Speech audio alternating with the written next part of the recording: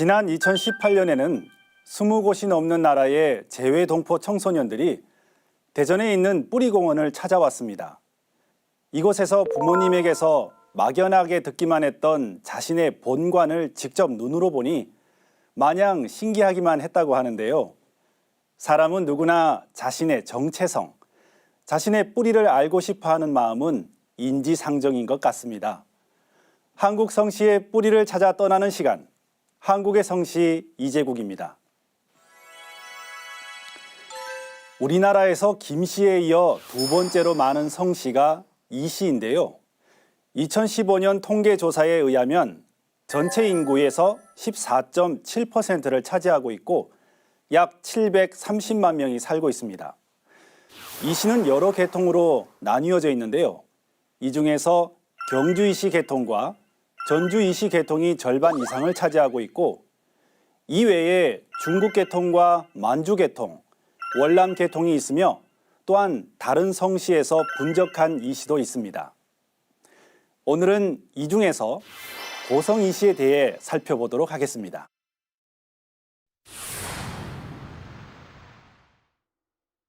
고성 이씨는 철성 이씨라고 부르기도 하는데요. 경남 고성의 옛 지명이 철성이기 때문에 그렇게 부르기도 하죠. 2015년 실시한 통계조사에 고성 이씨와 철성 이씨가 따로 표기되어 있지만 둘은 같은 성씨입니다. 그래서 2015년 기준으로 둘을 합한 총 10만 4,768명이 한국에 살고 있습니다. 또한 고성 이씨는 총 10대파로 분파되어 오늘에 이르고 있는데요. 이 중 7대파는 이암의 손자이며 세종대왕의 스승이었던 용헌공, 이원의 7형제를 각각 중시조로 모시고 있습니다. 고성 이씨는 관향이 경남 고성이지만 고성뿐만 아니라 전국에 흩어져 살고 있는데요. 이 중 함께 모여 사는 곳을 세거지 혹은 집성촌이라고 하죠. 집성촌은 임진왜란과 병자호란 이후 대거 등장했다고 합니다. 지금은 도시화로 인해 젊은이들이 대부분 도시에 거주하면서 집성촌은 사라지는 추세지만 그래도 근래까지 그 명맥이 이어지고 있는데요. 잠시 살펴보도록 하겠습니다.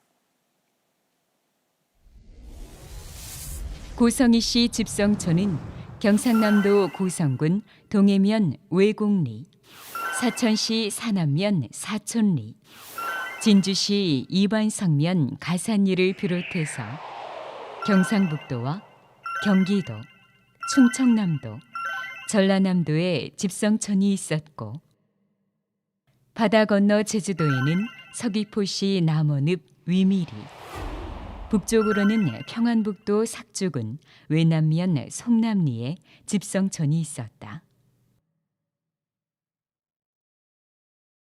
뿌리공원이 있는 대전의 대덕구 비례골에도 고성이씨 집성촌이 있는데 연산군 때 일어난 무오사화와 갑자사화를 피해 고성이씨의 일가인 이계종이 이곳에 처음 정착하면서 형성되었고 지금은 47가구가 모여 살고 있다.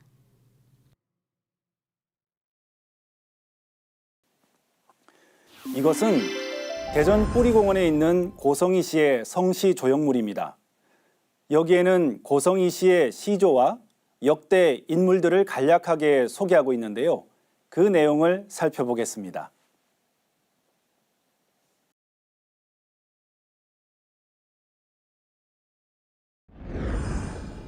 고성이 씨 시조는 고려 덕종 때 문과 급제 후 밀직 부사를 거쳐 호부 상서에 이르시고 천령군의 봉호를 받으신 휘 황이시다.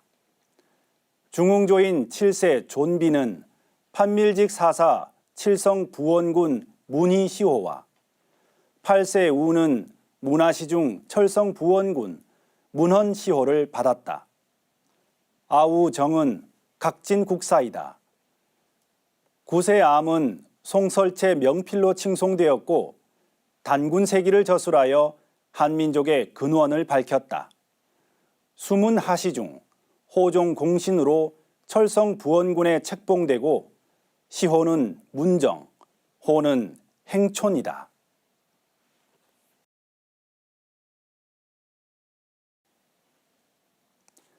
성시 조형물에 의하면 고성희 씨는 고려 덕종 때의 인물인 천령군 이황으로부터 시작됩니다. 고성희 씨의 시조 천령군 이황, 그는 어떤 인물일까요?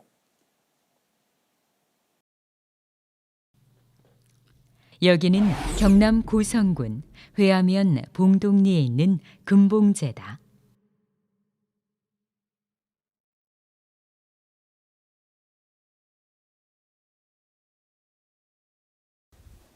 금봉제는 우리 고성희 씨의 선언으로서 한 600여 년 전에부터 여기서 틀을 잡고 고성희 씨가 번창하게 된 곳입니다.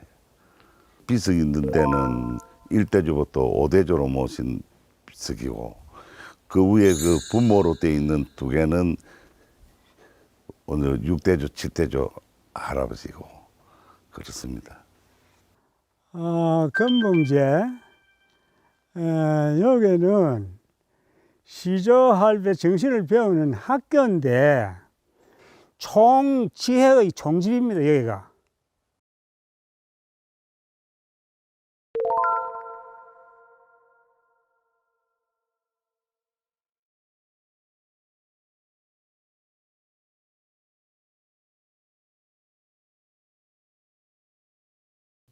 이곳에서 고성희 씨의 시조인 천령군 이황의 제향을 모시고 있다.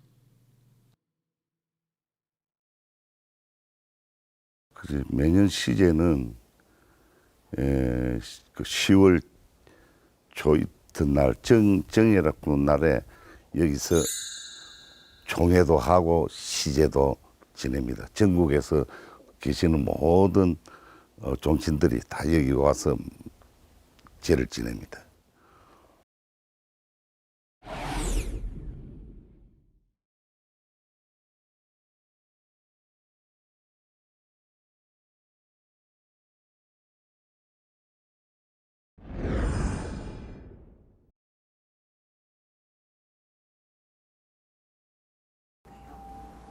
그 고려 중기에서 약간 후기 쪽으로 활약하신 분인데 잘 알려져 있지는 않은데요.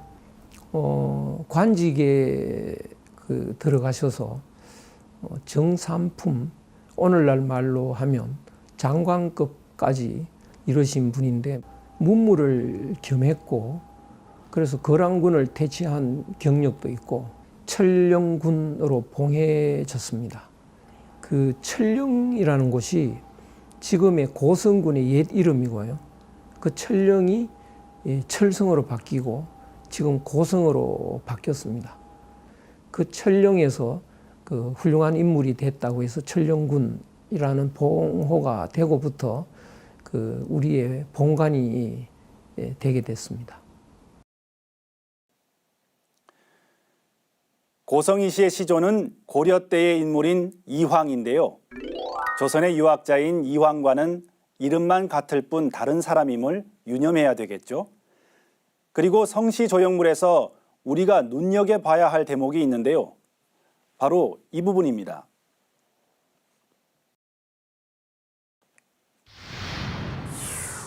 구세 이암은 단군세기를 저술하여 한민족의 근원을 밝혔다. 단군세기는 환단고기를 구성하고 있는 5권의 역사서 중 하나인데요. 단군조선의 역사를 상세하게 기록하고 있죠. 이 단군세기를 이암이 저술했다는 겁니다. 그런데 여기서 더 나아가 환단고기를 공부해보면 고성희 씨는 우리 역사와 관련하여 특별한 이력이 있는 가문이라는 것을 알 수 있습니다. 그렇다면 고성희 씨와 환단고기는 어떤 특별한 인연을 가지고 있을까요? 고려 후기의 문신으로 판밀직사사에 이른 이좀비. 그는 단군세기를 저술한 이암의 조부이다. 왕세자가 글을 배우는 서연에서 이좀비가 아랫 내용을 보면 그의 역사의식을 엿볼 수 있다. 우리나라는 환단, 조선, 북부여, 고구려 이래로 모두 부강하였고 자주를 유지하였습니다. 또 연호를 정하고 황제라 칭한 일은 우리 태조 때에 이르러서도 일찍이 실행하였으나 지금은 4대의 주장이 국시로 정해져 있어 군신 상하가 굴욕을 달갑게 받아들이고 스스로 새로워지는 방법을 도모하지 않으니 하늘의 뜻을 두려워하고 나라를 보존하는 것은 진실로 훌륭하다고 할지 모르겠으나 천하 후세의 비웃음은 어찌하겠사옵니까?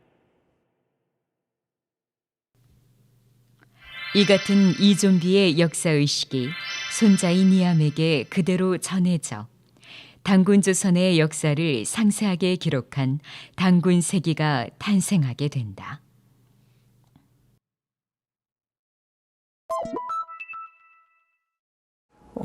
고려 말에 활약을 하신 분인데요. 어려서 과거시험에 합격을 하고 관료로 시작을 하셨는데 공명정대하게 인사를 해서 많은 사람으로부터 존경을 받았습니다. 그 덕분에 수문화시 중 오늘날 말로 하면 부총리이죠. 까지 역임하신 그런 정치적 인물이시고 또 그 명필가 아마 고려시대 전체에서 가장 뛰어난 서예가로 알려져 있고 또 농상지묘라는 책을 원나라에서 갖고 와서 반포하셔서 농사 또 누에치기 이런 데 많은 도움을 주셨던 분으로 알려져 있습니다. 행촌 선생의 무엇보다도 위대한 업적은 단군세기라는 책을 집필하는 데 있다고 하겠습니다. 고성희 씨 구세손인 행촌이암은 고려말 충렬항에서 국민왕 때의 문신으로 오늘날의 대통령 비서실장, 육군 참모총장, 국무총리에 해당하는 관직을 역임한 당시 국정의 중심 인물이다. 이암은 10세 때 아버지의 명을 따라 강화도 마리산 보제사에서 3년 동안 공부했는데 이때 부모님과 고향 생각이 날 때마다 초대 단군왕검이 쌓은 참성단에 올라 단군왕검의 역사의식을 가슴에 새겼다고 한다. 이때 이미 이암은 외래풍이 뒤덮고 있던 고려를 그 옛날처럼 동방의 맑고 깨끗한 나라로 일신하려는 큰 뜻을 품는 시를 짓기도 한다. 정겨워 절로 나는 흥취 강화선 불탔다 하여 가시련만 단군님 세운 참성단 위에 선풍이 휘몰아쳐 오네.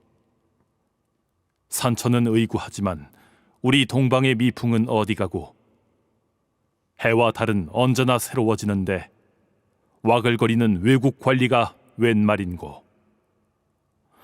부모님 그리워 산에 올랐다가 그 옛날 태산에 오른 공자님 생각나네. 바다로 고대 돌리고 맹자님처럼 나도 큰 파도를 쳐다본다. 어두운 우리 동방의 거리에 누가 밝은 등불 비출 것인가? 우리 동방 세계의 평안을 위해 지금 내가 나서리. 원나라의 간섭으로 국정이 피폐한 가운데 6 임금을 모시며 격동의 삶을 산 이암은 67세에 모든 관직을 벗고 강화도로 들어간다. 그리고 언제부터 집필하였는지 알 수 없지만 남은 여생을 단군세기 완성에 모두 바쳐 그의 10월 3일 개천절에 단군세기를 완성하고 이듬해 1364년 5월 5일 68세의 일기로 운명한다.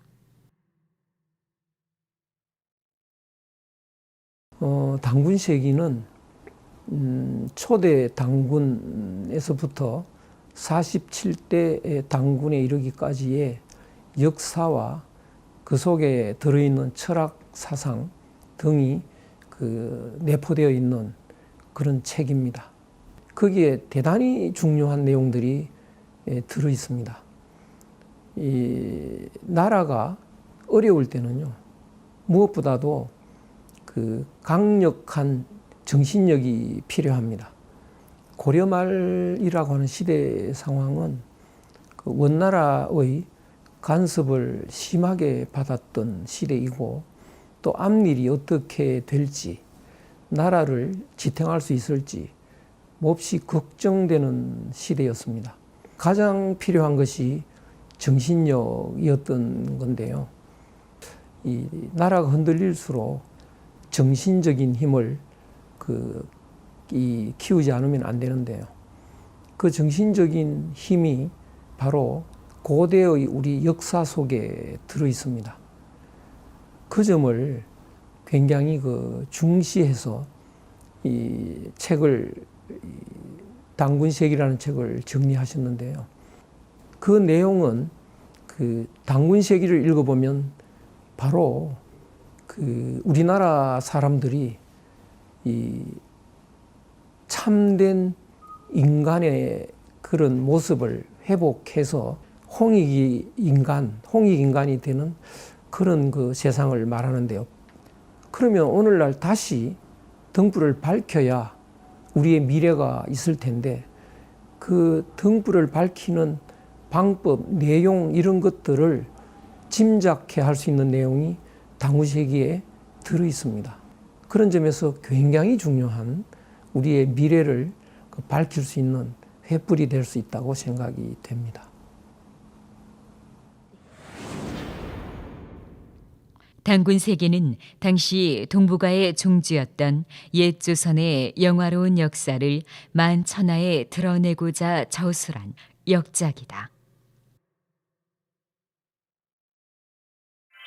행촌 이암의 현손 중에 일십당 이맥이란 후손이 있는데, 그는 성품이 강직하여 장녹수가 연산군의 청해를 믿고 분에 넘치게 재물을 탐하고 사치를 일삼자 여러 차례 탄핵 상소를 올리다가 50세에 충청도 괴산에 유배된다. 그리고 66세 때인 1520년 이맥은 실록을 기록하는 찬수관이 되어 지난 세조, 예종, 성종 때 전국에서 대대적으로 수거하여 궁궐 깊이 감춰두었던 상고 역사서를 마음껏 접할 수 있게 되고, 그것을 바탕으로 환단고기의 80% 분량을 차지하는 태백일사를 편찬하게 된다. 태백일사는 우리의 국통맥 전체를 기록하고 있는 책으로 한민족사를 집대성한 역사서라 할 수 있다.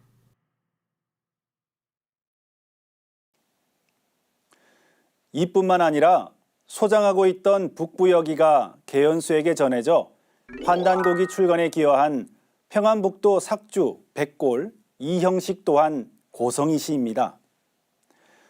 이렇게 전해진 세 권의 역사서와 삼성기 상하를 한 권으로 묶어 탄생한 환단고기는 우리 역사의 진면목을 고스란히 담은 역사의 기록이었지만, 이것이 세상에 알려지기까지 수많은 역경을 겪게 됩니다. 그런데 이 환단고기를 전수하여 세상에 알리는데 결정적인 역할을 한 분들 또한 고성이 시인데요. 환단고기 대중화에 큰 역할을 한 인물들을 살펴보겠습니다.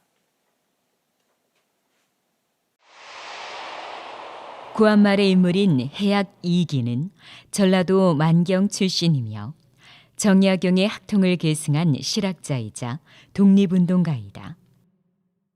그는 석정 이정직, 매천 황현과 더불어 호남의 삼재로 불리는 인물이다.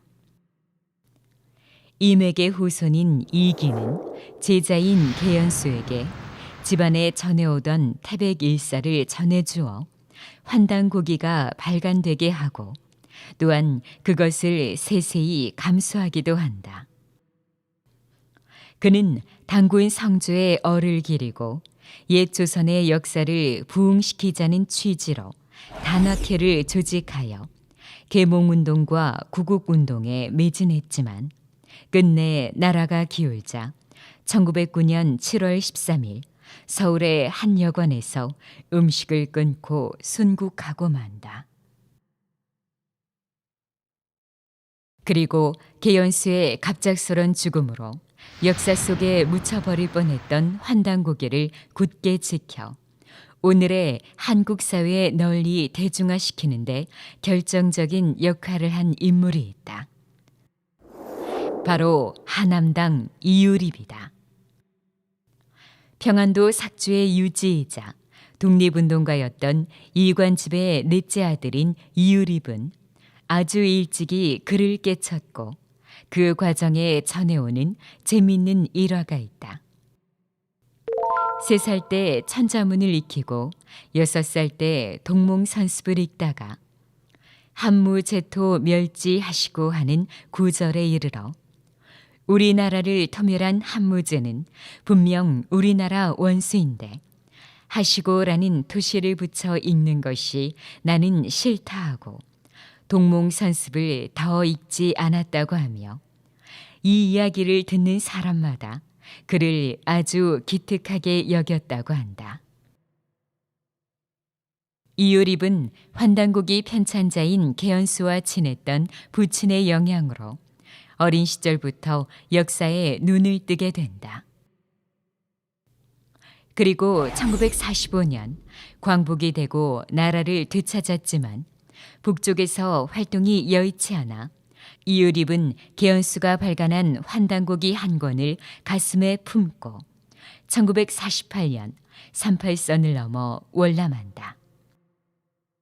월남하여 친척집에 살다가 1963년에 대전 은행동에 정착하였고 주의와 굶주림 속에서도 후학을 기르며 역사 연구와 강연에 전념한다.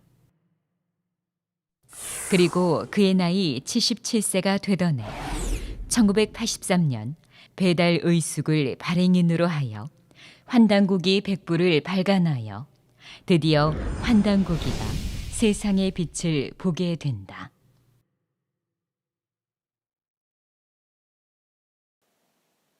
이처럼 고성희 씨는 한민족과 인류 역사의 근원을 바로 세우는 환단고기 탄생과 전수에 지대한 공덕을 세우게 되는데요.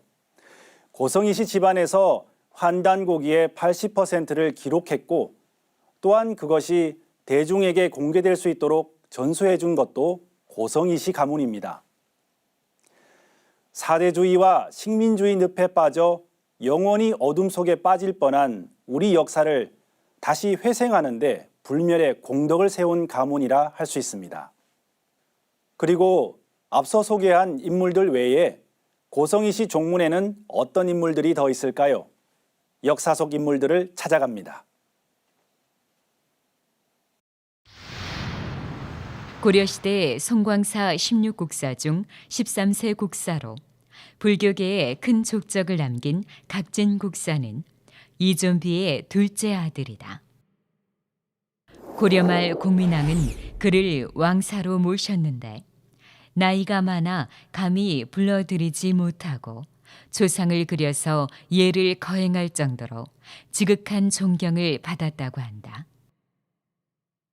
이존비가 5세 원호국사에게 자신의 아들을 맡기면서 올린 시가 지금도 전해오는데 아버지로서 심중을 헤아려 볼 수 있다.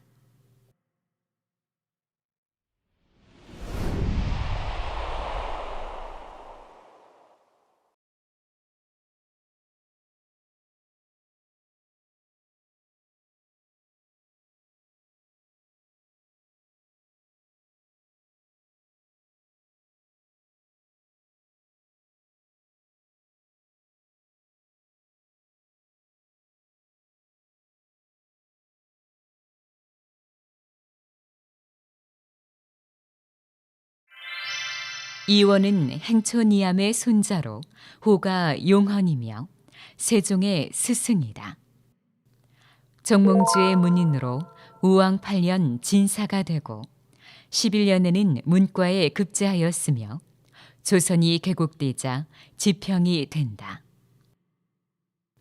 정종 2년 좌승지에 올라 제2차 왕자의 난 때 이방원을 도와 이듬해 좌명공신 4등으로 철성군에 봉해지고 대사원을 거쳐 세종 1년에는 좌의정에 오른 인물이다. 이원의 후손인 석주 이상용은 경부관동의 고성희 씨 종손으로 만주 지역 독립운동의 대표 인물이다. 경술국치 이듬해인 1911년 전 재산을 처분하고 일가와 함께 만주로 망명하여 이회영 형제, 김동삼 등과 함께 독립운동의 기지인 경학사와 신흥무관학교를 설립하고 독립운동에 헌신하여 대한민국 임시정부 초대 국무령을 역임하게 된다.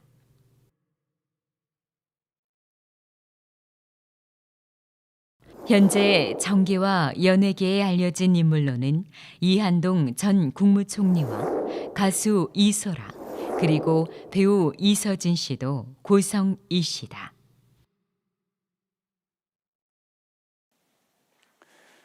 고성희 씨는 고려 덕종 때의 인물인 천령군 이황을 시조로 모시고 있다고 말씀드렸는데요.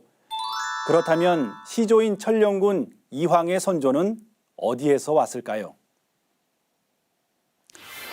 고성희 씨 시조 천령군 이황을 거슬러 올라가면 우리가 잘 알고 있는 춘추시대 사상가였던 노자에 이르게 됩니다.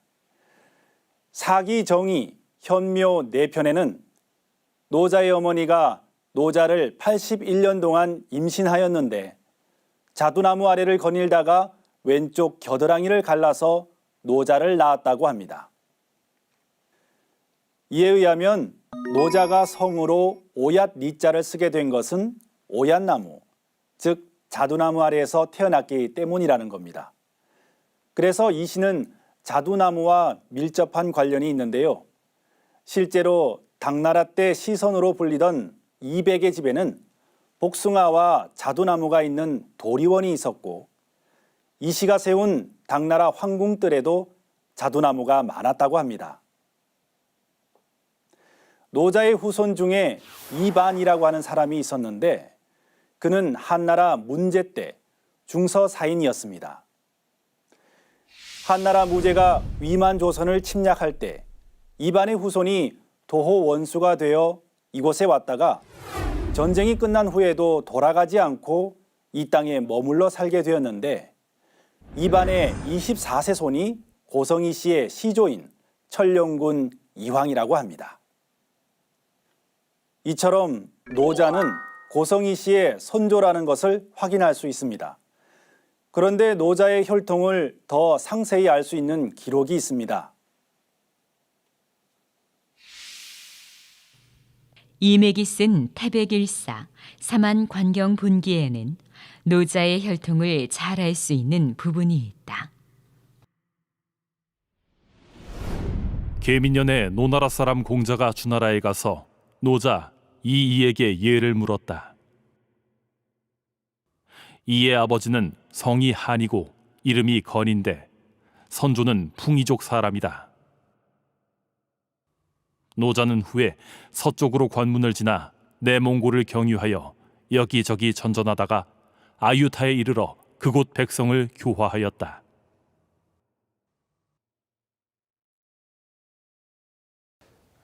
환단곡에 나오는 그 노자의 성이 이씨라는 것을 먼저 말씀드리기 전에 사마천이 쓴 사기열전에 노자한비열전이 있습니다. 거기에 보면은 노자에 대한 설명이 있는데 노자는 초나라 고현 그 여향 고긴리 사람인데 성은 이씨이고 이름은 귀자 이를 썼고 그 주나라의 수장실에 사관을 지냈다라고 되어 있습니다. 초나라 고현은 지금의 그 지명이 어디냐 하면은 하남성 주굿이 노구편인데 지금의 중국 사람들도 그 노구편이 노자의 고향이고 이시성의 발원지라고 얘기하고 있으며 태천궁, 노군대, 노자 기념탑 등이 있어가지고 노자와 관련된 유적이 있습니다. 환단곡이 사만관경 본기 번안세가 하를 보면은 공자가 518년에 주나라의 서울인 낙양에 가서 노자에게 예를 물었다 하였고 노자의 성이 이씨이고 그리고 이름이 귀자 이라고 되어 있습니다.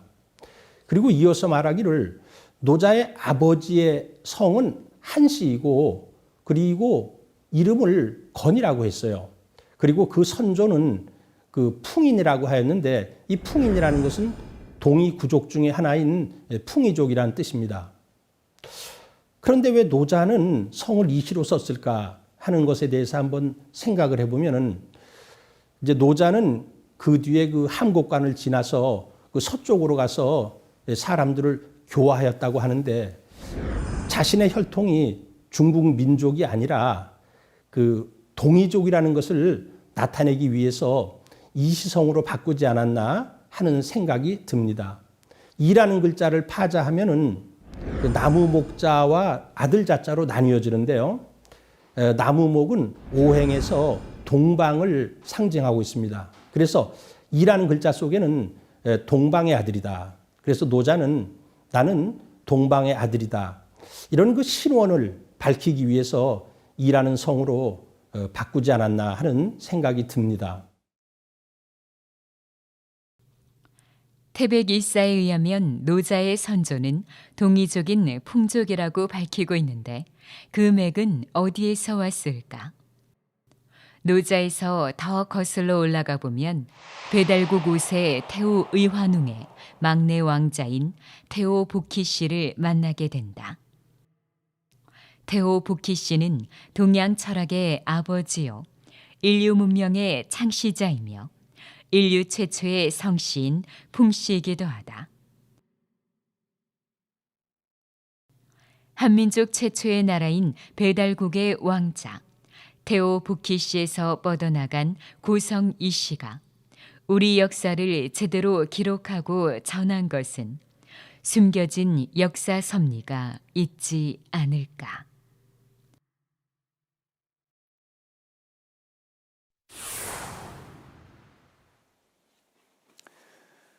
봄, 여름에 줄기와 가지로 뻗어나간 생명은 가을이 되면 다시 뿌리로 돌아가는 게 자연의 이치죠. 이 자연의 이치처럼 자신의 뿌리를 찾는다는 것은 아주 뜻깊은 일이라는 생각이 드는데요. 자신의 뿌리를 아는 만큼 삶이 더 건강해지고 활기차지 않을까요?